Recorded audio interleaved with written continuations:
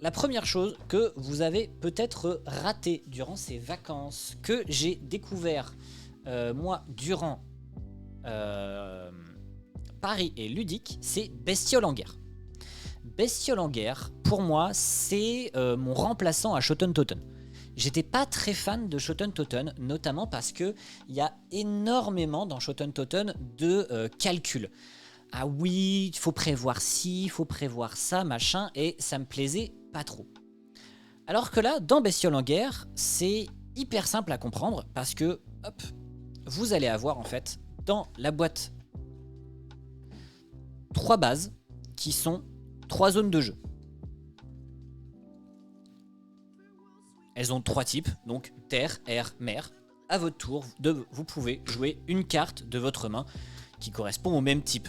C'est-à-dire que je peux jouer une carte bleue que dans une zone bleue, une carte blanche que dans une zone blanche, une carte verte que dans une zone verte. Mais je peux aussi la jouer face cachée. Comme vous voyez, face cachée, sa force elle est toujours égale à 2, c'est pareil pour toutes les cartes. Peu importe leur valeur, ce sera toujours pareil. Elles ne feront pas d'effet, alors que sinon, quand vous la jouez face visible, elle fait un effet. Et vous pouvez la poser n'importe où. Donc, je peux la poser où je veux. C'est très pratique quand vous n'avez qu'un seul type ou 2 types de cartes et que vous les jouez à d'autres endroits. Mais en fait, ça permet aussi de faire des combos. Parce que vous pouvez jouer des cartes face cachée. Et puis après, jouer une carte qui vous dit retourner une carte non recouverte. Hop, si elle a un effet permanent, il se trigger et il se déclenche. Et vous avez des combos à tire-larigot. Déjà,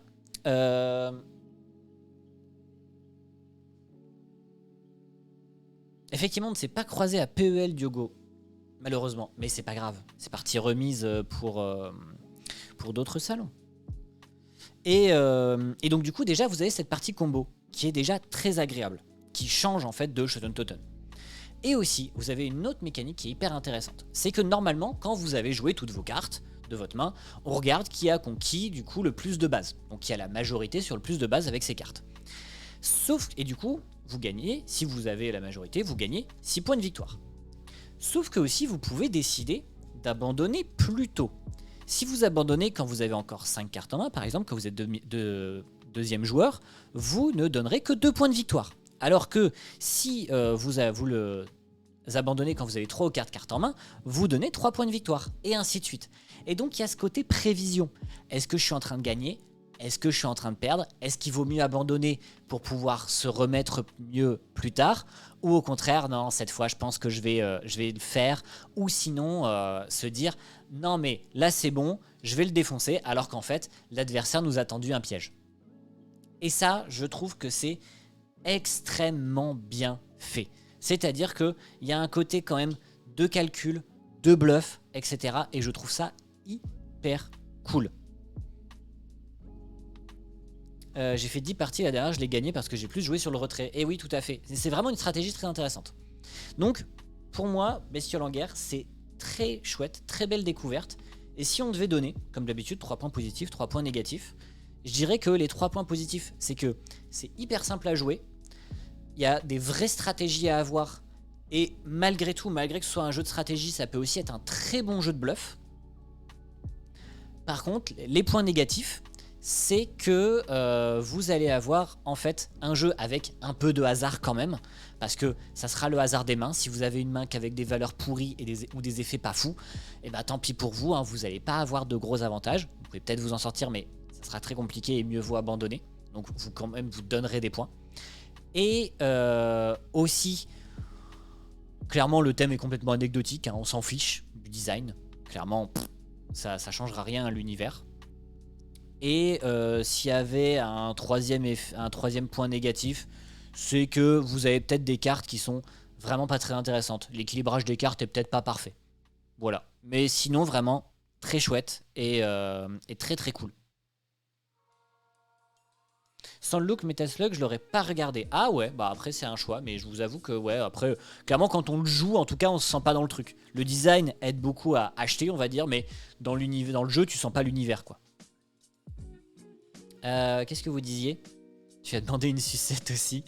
J'ai eu l'anecdote. En fait, moi, ce qui est très marrant, c'est que sur l'anecdote de Diogo à PEL, c'est que je l'ai eu parce que quelqu'un en a parlé. C'était Zéphiriel qui en parlait. Et il m'a dit, mais oui, en fait, il suit Théo. Et ensuite, il parlait d'aller voir un éditeur. Et je fais, ah oui, et oui, en plus, il a un protocole avec des cubes. Et j'étais en mode, ah ouais, cool. Non, c'est parce que c'était avec Zéphiriel, il était là. Et du coup, il a fait, ah mais oui, je sais qui c'est Diogo. Et du coup, j'ai balancé à tout le monde. Voilà, donc j'étais content. Donc ça, c'était la première découverte que vous avez peut-être ratée cet été. La deuxième découverte que vous avez peut-être ratée cet été, que vous avez peut-être ratée en boutique aussi, c'est possible. C'est, si j'arrive à dézoomer, l'appareil photo est capricieux aujourd'hui.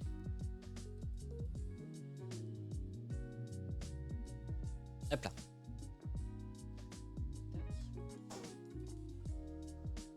Je passe sous les tables pour le succès, ça fonctionne pas trop pour le moment. Bah, quand même, tu présentes ton proto à un éditeur. Hop là. Le deuxième jeu que vous avez peut-être raté, c'est Acropolis. Acropolis, j'en ai fait un petit TikTok déjà pour vous le présenter.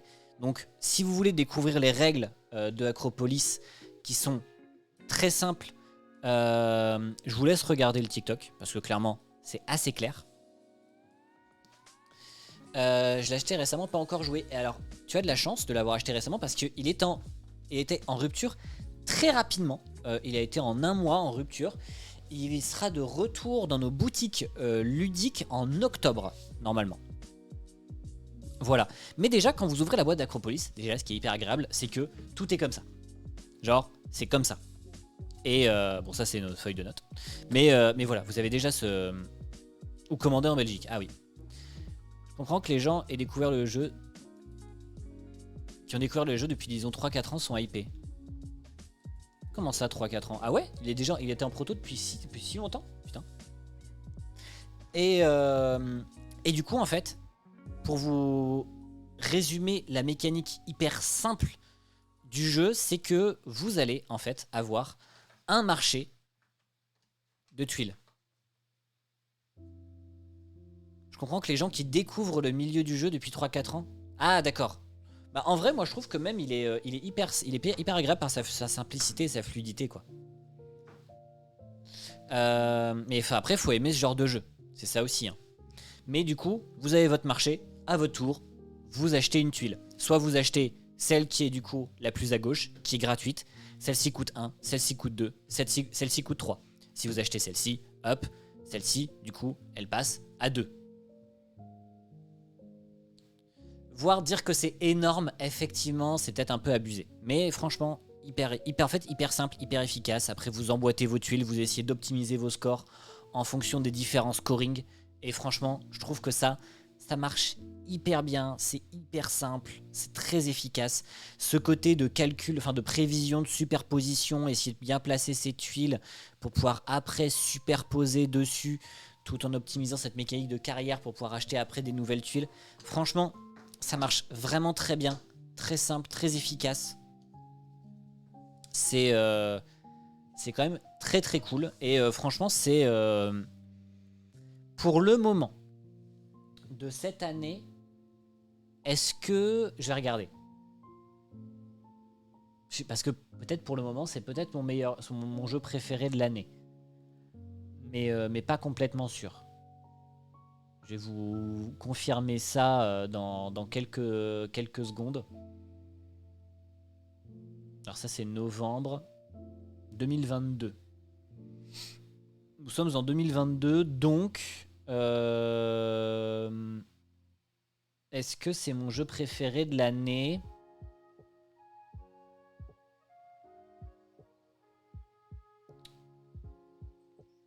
Pas loin. Pas loin. Parce qu'il y a Tussimusi quand même dans le tas. Mais c'est l'un de mes jeux que j'ai le plus kiffé de l'année. Pour de vrai. Parce que hyper efficace, hyper simple. Et franchement très agréable à jouer. Un matériel qui dépote. Il a vraiment plein de bonnes cases de cocher. Donc si on devait faire Acropolis, idem. en 3 points positifs, 3 points négatifs. Je pense le premier point positif, c'est son accessibilité. Clairement, les règles sont maîtrisées en 1 minute. Et ça, c'est hyper cool. Deuxième point positif, c'est son hyper grande rejouabilité. Vous avez énormément de stratégies à faire. Soit du coup essayer d'optimiser tous les scores tout le temps, soit sinon se spécifier sur un truc et vraiment prendre tout le temps les multiplicateurs au risque de ne pas faire des choix toujours opti. Essayer de jouer du coup au contraire sur la superposition pour pouvoir multiplier votre score encore. Ou sinon du coup essayer d'avoir ce côté de plutôt des carrières. Donc vraiment plein de stratégies différentes. Et aussi du coup un matos hyper agréable. Il est très beau, il est très bien installé dans la boîte. Et hyper agréable à manipuler. Et ça c'est vraiment top. Si on devait donner 3 points négatifs, effectivement il est un peu simple. Ça va pas non plus renouveler le jeu de société. Ça crée pas une nouvelle mécanique de taré. Ça ressemble beaucoup à Splendor par exemple dans cette réflexion de jeu, je trouve, sur certains points. Ou Azul par exemple. Et s'il y avait un autre point négatif, peut-être serait que malgré tout on est obligé d'avoir tout le temps l'aide de jeu, et sur les premières parties tu te feras défoncer si tu joues comme quelqu'un qui a déjà beaucoup joué. Au début c'est peut-être pas, vu qu'il y a beaucoup de stratégie, il y a normalement de l'apprentissage, mais donc du coup tu te sentiras pas très compétent au départ. Et sinon s'il y avait un troisième point négatif, je dirais encore l'univers. C'est vrai que l'univers est assez faible. En fait, on s'en fout de faire une ville. On s'en branle. T'as pas la sensation de créer une ville, quoi. T'as la sensation d'empiler des tuiles. C'est plus un jeu abstrait que vraiment avec un univers fort. Voilà. Il faut arrêter le rabaissement des jeux dits familiaux, ça m'énerve de plus en plus. Mais c'est joli, voilà quoi. Oui, voilà. C'est un beau matériel. Mais c'est vrai que l'univers, on s'en branle un petit peu. Mais après, oui, je trouve que c'est vrai qu'il y a pas mal. C'est pas marronasse avec des connards en toge. Effectivement. Mais c'est vrai qu'il y a quand même beaucoup ce truc de oh là là, c'est pas un gros jeu expert, et donc du coup, moi, je ne me sens pas concerné en tant que gros joueur expert. Non, mais c'est vrai que faut pas se dire oh là là, c'est hyper de dingue, de fou. Enfin, c'est un jeu simple. Ça renouvelle pas la mécanique. Il y a des jeux simples qui renouvellent des mécaniques. Mais là, ça renouvelle pas le truc. Un peu tôt peut-être, mais un prétendant à l'As d'or pour toi, ça a l'air propre en plus du matériel atypique et ludique. Oui, tout à fait. Franchement, je pense qu'il mériterait en tout cas une nomination à l'As d'or familial, parce que franchement, il correspond très bien à l'archétype des jeux As d'or. Vous voyez, on parlait par exemple des jeux Spieleball, donc des jeux qui peuvent être dans le Spiel. Clairement, celui-ci, il est As-dorable, si on pouvait dire. C'est un jeu As-dorable. Et franchement, ça m'étonnerait pas.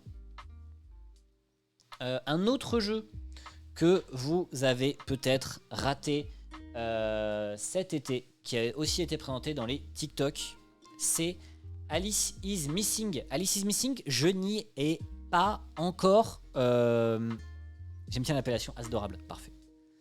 Je croyais qu'Eonis l'autre jour en soutenant que Seven Wonders Architect est meilleur que Seven Wonders, ce que je pense. Et il me dit mais non, trop familial, mais c'est pas un argument. Non, c'est pas un argument du tout. Seven Wonders Architect a par contre un gros défaut qui est l'aléatoire. C'était un défaut qu'on avait relevé quand on jouait à deux durant la partie en live et que vous avez pu voir. C'est que quand on jouait, à un moment, on s'est retrouvé à en fait ne plus avoir de cartes dans nos piles personnelles, et on se retrouve à espérer avoir une bonne carte sur le dessus du paquet. C'est des dispositions qui peuvent arriver et c'est dommage. Mais la partie de Seven Wonders classique était ultra aléatoire. Après c'est plus rare ça quand même. Mais je pense que ça arrive plus souvent sur Seven Wonders Architect. De gagner sur un lancer de dés, ce qui est un peu dommage. Du coup, Alice is Missing, jeu narratif. Donc style un peu jeu de rôle, dans le sens où vous allez tous raconter une histoire sur le fait que Alice, du coup, une étudiante a disparu. Un des joueurs, en fait, va incarner un ami d'Alice qui rentre pour les vacances de Noël en ville et qui va envoyer un message à tous les joueurs autour de la table qui vont incarner des proches d'Alice et leur dire, en fait, j'ai pas de nouvelles d'Alice, vous avez des news. Et tout le monde est en mode, ah bah non, en fait. Et du coup, ce qui va se passer, c'est que hop, dans la boîte, vous avez ces petites cartes-là. Et en fait, durant le timer des parties, vous allez avoir en fait, tout à peu près entre les 5 et 10 minutes, une information complémentaire sur ce qui s'est passé à Alice. À vous du coup de discuter avec les autres joueurs sur qu'est-ce qui s'est passé, pourquoi, comment, qu'est-ce que vous avez comme information, etc. Sachant que chaque joueur a aussi un secret, vous avez aussi des lieux, vous avez aussi des... comment dire, j'allais pas dire témoins, mais des zut, des méchants, des gens que vous pensez que c'est les méchants. Je n'arrive plus à trouver le mot. Et du coup, vous allez devoir essayer de mener l'enquête d'une certaine manière, tout en étant un côté narratif. Hein. Donc, il n'y a pas de non, les gens que tu penses que c'est le meurtrier, mais qu'en fait, c'est peut-être pas eux. Mais je trouve plus le mot. Vous allez le trouver. Des coupables. Voilà, c'est bon, j'ai trouvé sans vous. Ou des suspects. Donc voilà, vous allez avoir des suspects, vous allez pouvoir en révéler, en cacher. Donc des fois, il y en aura qui seront inculpés, etc. C'est un jeu narratif qui a surtout deux grandes particularités. Il se joue avec des téléphones. Chaque joueur doit avoir son téléphone et vous devez parler dans une conversation commune. Et la deuxième contrainte, c'est qu'il se joue en 90 minutes chrono. C'est-à-dire que une fois les 90 minutes terminées, la narration est terminée. Et vous passez au débrief. C'est obligatoire. Et j'ai pas encore pu le tester, mais clairement, du peu que j'ai vu, c'est très bien écrit, les manières de travailler la narration sont très bien faites. On est vraiment dans ce côté très cool de on peut un peu raconter ce qu'on veut. Donc on peut faire du Stranger Things, comme on peut faire de l'humoristique, comme on peut faire vraiment des trucs assez durs, vraiment. C'est pour ça qu'il y a une X-card dedans, c'est au cas où. Vraiment des situations qui peuvent être un petit peu techniques pour certaines personnes. Et déjà, ça, c'est vraiment très cool. Aussi, je trouve les designs hyper bien faits. Idem pour le timer de 90 minutes. Vous en avez un disponible sur YouTube qui est magnifiquement animé. Donc vraiment, c'est très bien fait.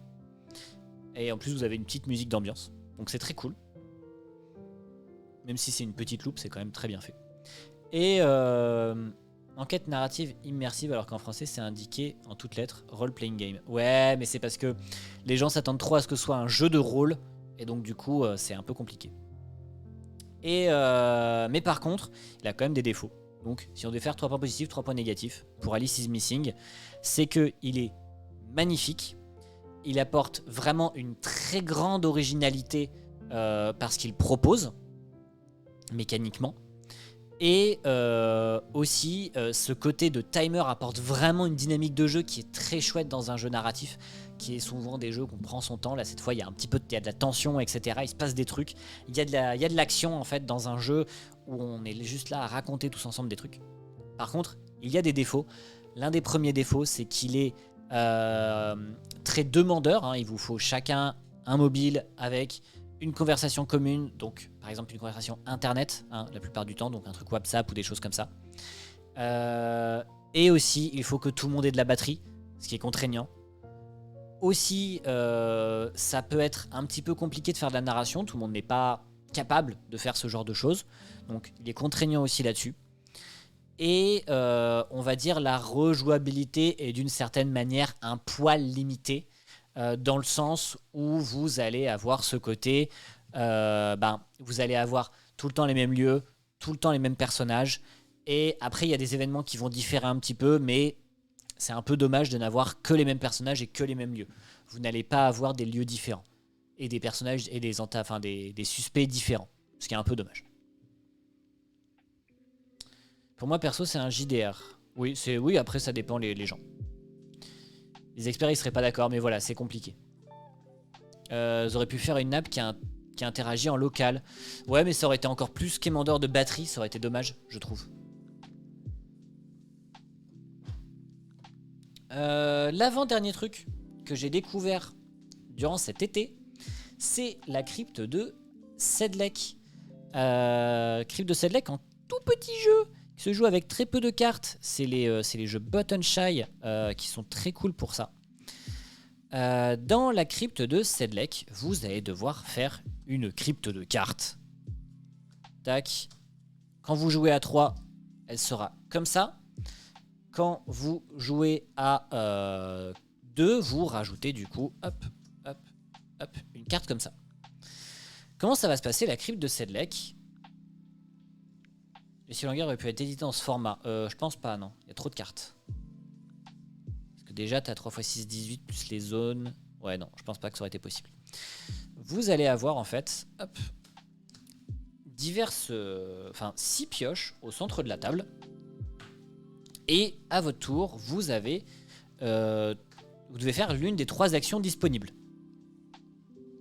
Non, parce qu'il faut faire les zones, il faut faire les points, etc. Quoique les points, c'était pas obligé. Mais il faut faire les rappels aussi. Ça aurait été compliqué. Donc, l'une des actions possibles, c'est à votre tour, retourner 2 cartes et en prendre une des 2 dans votre main. Sachant que vous commencez avec 0 carte en main. Deuxième action possible, prendre une carte, face visible, au centre de la table et la mettre dans votre main. Deuxième action possible, jouer une carte de votre main pour la placer dans votre crypte. Mais attention, parce qu'il y a des petites subtilités, notamment s'il n'y a pas de carte face visible, vous ne pouvez pas faire l'action prendre une carte face visible. Vous allez être obligé de révéler 2 cartes. Donc, obligatoirement, révéler sûrement des cartes intéressantes pour votre adversaire. Deuxième chose obligatoire, vous avez 2 cartes en main. C'est votre maximum de cartes en main. Si vous avez 2 cartes en main, à votre tour, vous êtes obligé de jouer une de vos cartes dans votre crypte. Donc faites bien attention à ce que vous avez en main. Optimisez vos actions. Et enfin, dernière subtilité, et non des moindres, c'est que chaque carte, c'est des crânes avec des méthodes de scoring différentes. Enfin, pas toutes différentes, mais vous avez en fait 6 familles à l'intérieur. Hop là. Donc, les rois, les paysans, 5 familles, pardon. 5 familles, donc les rois, les paysans, les prêtres, les romantiques et les criminels.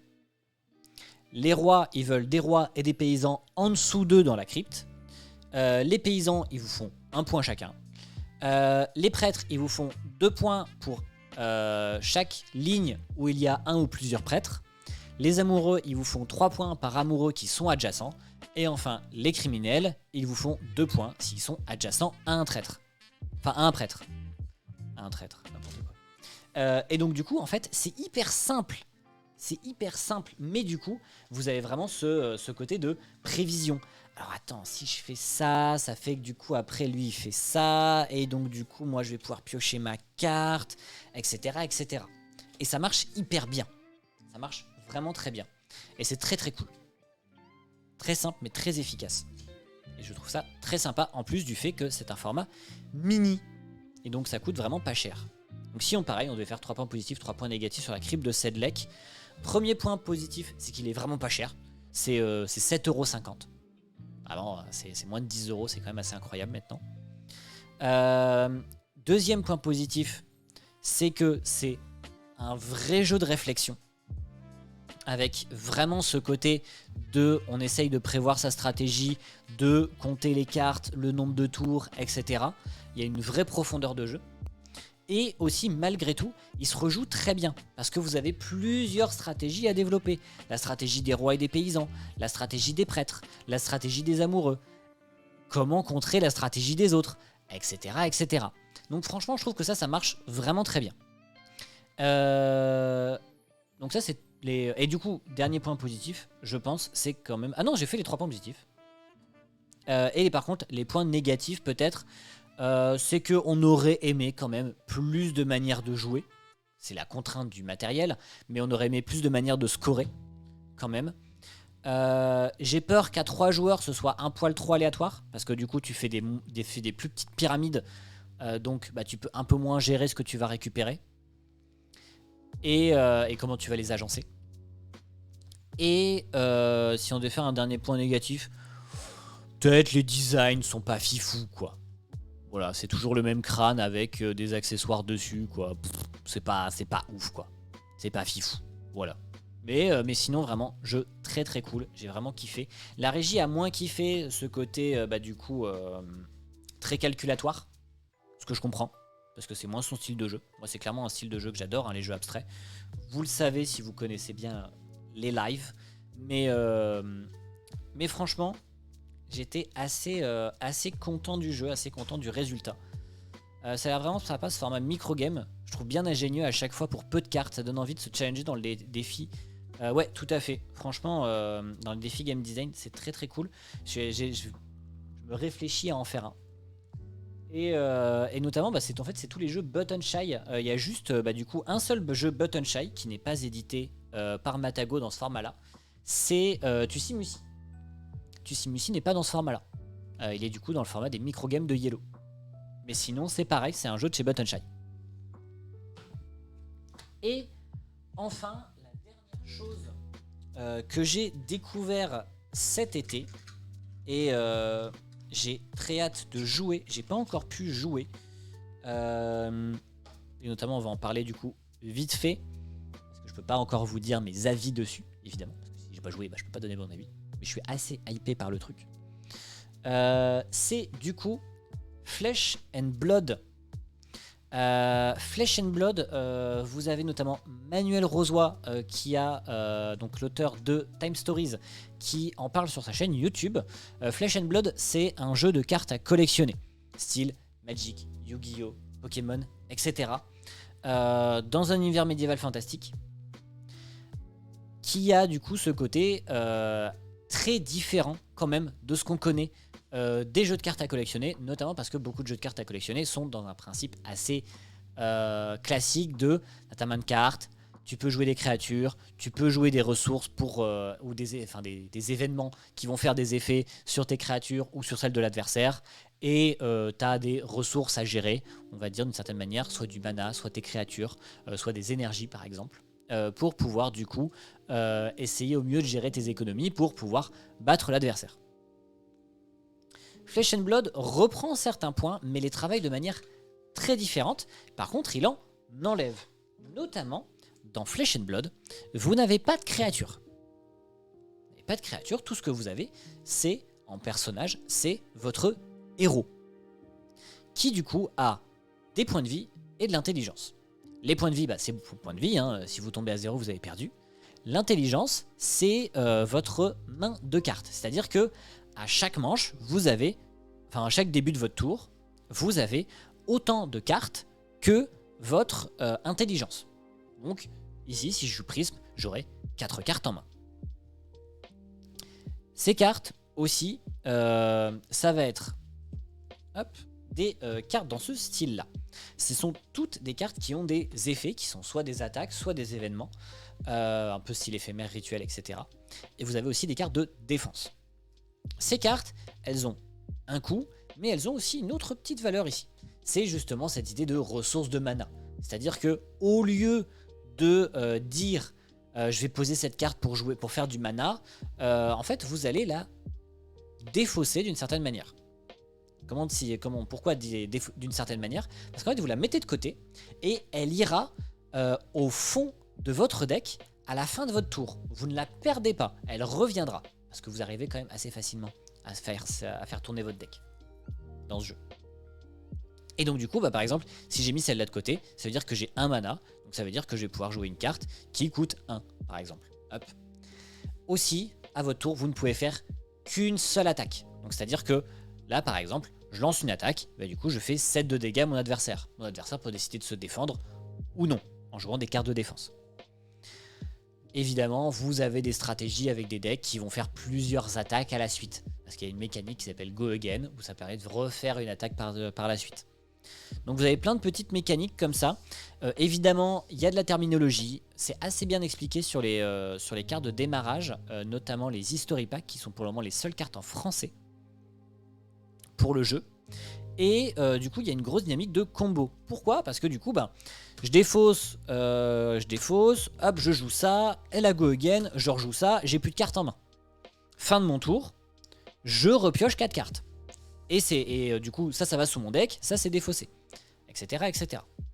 Aussi, vous avez, avec votre héros qui a sa capacité spéciale, des cartes en plus qui sont des équipements qui arriveront avec votre héros en début de partie.